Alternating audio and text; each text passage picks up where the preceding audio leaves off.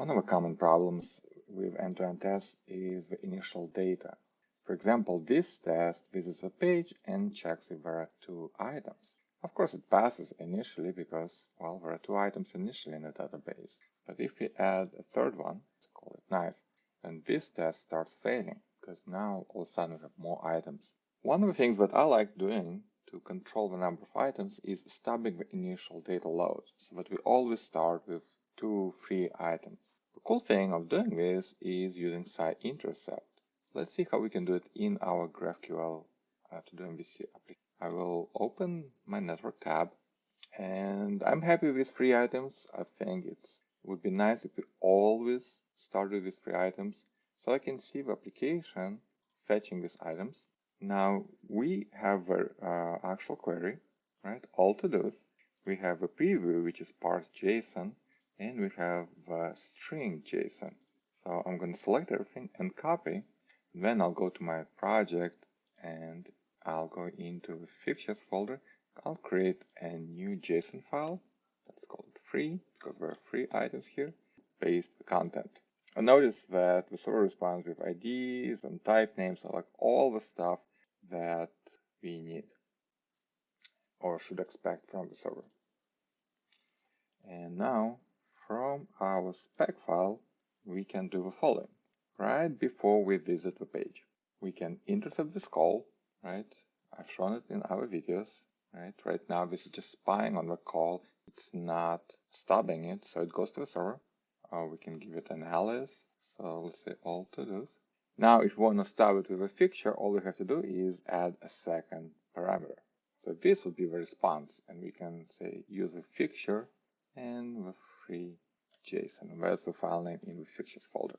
And it always will return 3 items, so we should change this.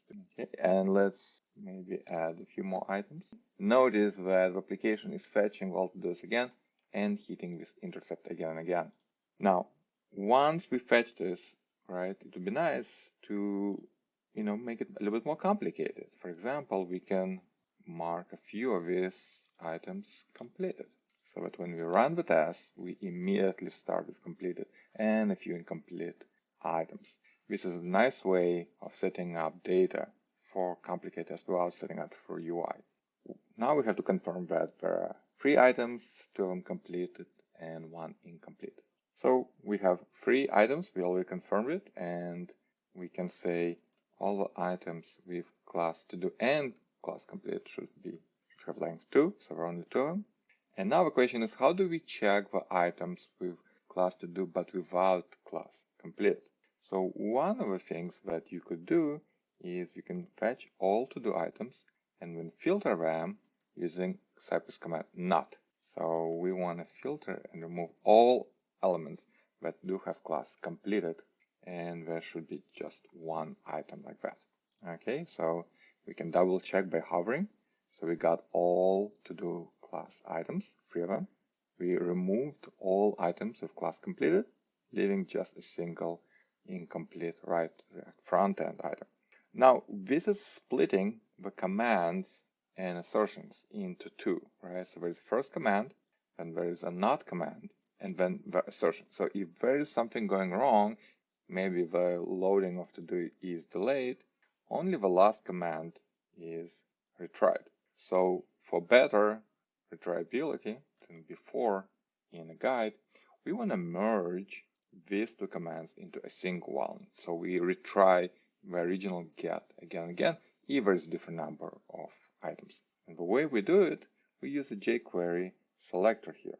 So we can say, get me all to do items that are not, and this is the syntax, right, for a jQuery not selector, right? So get me all to do items that do not have class completed. And so this runs it in a single query command and then checks the assertion again. So this is slightly more flake free, slightly more preferable way of writing this particular query.